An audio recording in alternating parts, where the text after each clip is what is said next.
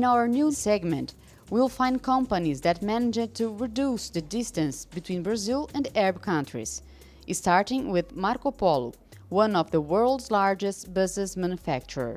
Marcopolo foi fundada em 1949. Marcopolo was founded in 1949, so we have been on a road for 63 years. We have produced more than 400,000 buses, and we are now present in more than 115 countries.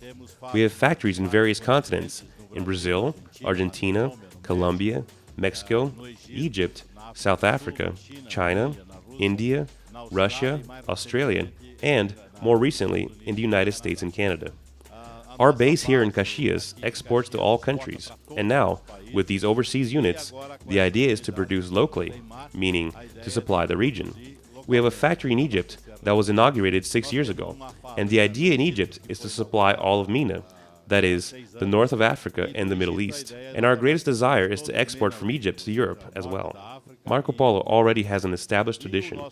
We were already exporting to Egypt 25 years ago.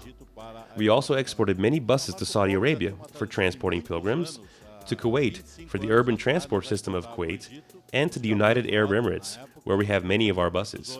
So, we have a strong and significant presence in these markets where we export to from Brazil.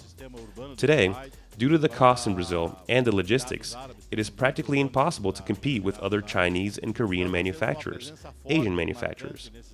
So, the idea was to establish the company in Egypt, which has a privileged geographic location, has a free trade agreement with various countries, and is able to easily receive and export raw materials, such as our factory in Sokna, which is located near the port.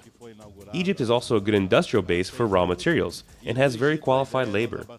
So, since coming to Egypt, the idea has been to produce in this market and export to other countries in the region. So the presence of Marcopolo is well diversified, with a complete line of products, from minibuses to microbuses to double-deckers, sophisticated buses, articulated buses, and also buses for the mass transit system, the BRT.